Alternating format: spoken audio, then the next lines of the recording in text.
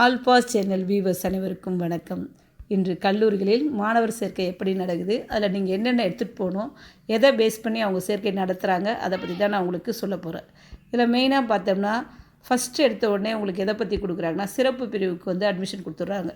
சிறப்பு பிரிவினர்னு பார்த்தோம்னா அதை என்னெல்லாம் வருன்றதும் உங்களுக்கு டவுட்டை கிளியர் பண்ணுறேன். நீங்கள் ஒரு விளையாட்டு வீரராக இருந்தீங்கன்னா அதில் டிஸ்ட்ரிக்ட் வச்சுருக்கலாம், இல்லை ஸ்டேட் வச்சுருக்கலாம். இந்த சர்டிஃபிகேட் வச்சு நீங்கள் விரும்பிய பாடத்தை எடுக்கிறதுக்கு முக்கியத்துவம் தராங்க. அடுத்து பார்த்திங்கன்னா தேசிய மாணவர் படை, நீங்கள் ஒரு என்எஸ்எஸ் ஸ்டூடெண்ட்டாக இருந்தால் அதில் சர்டிஃபிகேட் வச்சுருக்கவங்களுக்கு முன்னுரிமை உண்டு. அடுத்து பார்த்திங்கன்னா முன்னாள் படை வீரன்றவங்க வந்து இராணுவ வீரருடைய பிள்ளைங்களுக்கு முக்கியத்துவம் தராங்க. அடுத்து மாற்றுத்திறனாளிகள் அவங்களுக்கும் சீட் அலாட்மெண்ட்ஸ் கொடுக்குறாங்க. அடுத்து பார்த்தோம்னா அந்தமான் நிக்கோபரை சேர்ந்த தமிழர்கள், இதில் வந்து வெளியிலேருந்து வந்தவங்களுக்கும் கண்டிப்பாக ஃபஸ்ட்டே வந்து அட்மிஷன்ஸ் கொடுத்துட்றாங்க.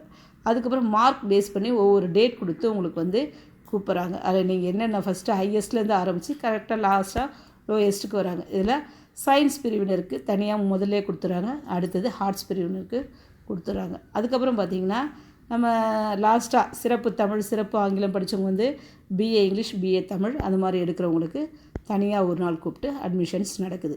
இந்த அட்மிஷன்ஸ்க்கு போகும்போது நீங்கள் என்னெல்லாம் எடுத்துகிட்டு போகணுன்றதை கவனத்தில் வச்சுக்கணும். இதில் பார்த்தீங்கன்னா எல்லாமே 3 செட் காப்பி ஜெராக்ஸ் எடுத்து வச்சுங்க கையில், அதுதான் உங்களுக்கு நல்லது.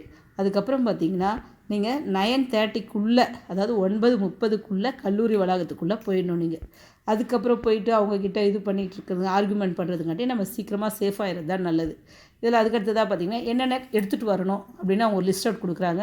நான் ஒரு தடவை சொல்கிறேன், நீங்கள் அதை கவனித்து அதை ஜெராக்ஸ் எடுத்து வச்சுங்க. நம்ம ஆன்லைனில் தான் எல்லாருமே அப்ளிகேஷன் போட்டிருக்கோம் கவர்மெண்ட் காலேஜஸை பொறுத்தவரை. அந்த ஆன்லைன் அப்ளிகேஷன்ஸை பொறுத்தவரை அதனோட விண்ணப்ப நகல் நம்ம கையில் இருக்கும். பெற்றோர் சைன், அதாவது சிக்னேச்சரை வாங்கி வச்சுக்கிட்டு அதுவும் வாங்கி வச்சுங்க. அடுத்தது அசல் மாற்றுச் சான்றிதழ் டிசி, நம்ம வந்து கடைசியாக கொடுத்துருப்பாங்க டிசியை, அதையும் வச்சுங்க. இதில் ஜாதி சான்றிதழ் கண்டிப்பாக கேட்குறாங்க. கம்யூனிட்டி வைஸ்னால் உங்களுக்கு வந்து அங்கே வந்து சீட் அலாட்மெண்ட்ஸ் இருக்கும். அதனால் ஜாதி சான்றிதழ் கண்டிப்பாக எடுத்து வச்சுங்க.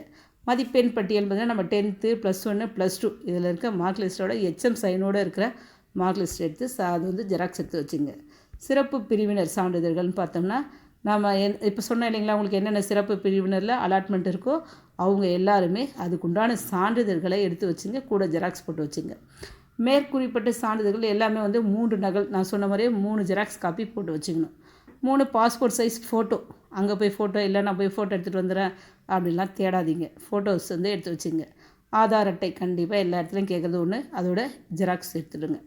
அப்புறம் சேர்க்கை கட்டணம் ஒவ்வொருத்தருக்கும் அந்தந்த காலேஜுக்கு ஏற்ற மாதிரி வேரியேஷன்ஸ் ஆகும். அந்த கட்டணம் எவ்வளவோ உங்களுக்கு முன்கூட்டியே சொல்லியிருப்பாங்க. அந்த அமௌண்ட் எடுத்துகிட்டு போயிடுங்க. காலையில் நான் திரும்பவும் சொல்கிறேன், 9:30க்குள்ளார நீங்கள் அந்த காலேஜ் வளாகத்துக்குள்ளே இருக்கணும். அடுத்ததாக பார்த்தீங்கன்னா உங்களுடைய மதிப்பெண் அடிப்படையிலும் ஃபஸ்ட்டு உங்களுக்கு அலாட்மெண்ட்ஸ் உண்டு. ஓகேங்களா?